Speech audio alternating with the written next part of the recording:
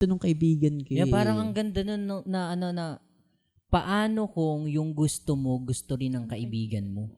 Iyak na lang. Handa ka bang magparaya sa kanya o ipaglalaban mo yung pag-ibig mo para dun sa taong mahal mo? Yeah. Hindi malalim Ang bigat. Mabigat. So, anong naging decision mo? Una, pinag-pray ko talaga. Tapos, sabi ko, ba't di nawawala? Gusto ko ba talaga to, Lord? Hanggang sa, yun na nga, nagkausap na. Tapos, yung kaibigan ko, nalaman din niya.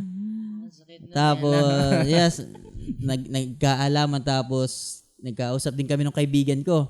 Jen, ganito. Kasi, nung nalaman ng kaibigan ko, Kasi, din ako ginawa kong, yung picture nung babae na yun, nilagay ko sa keyboard ng cellphone, yung picture niya. So, one time, may outing kami ng mga high school friends, ganyan, high school classmate. Tapos, nakiki-chat yung kaibigan kong yun na lalaki.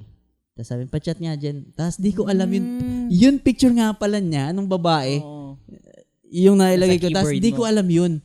So, ang nangyari, nalaman niya, chinat nung kaibigan ko lalaki, yung babae na nagugustuhan namin na, anong meron sa inyo ni Jen? So, kinabahan na siya, kinabahan na yung girl, yung gusto namin.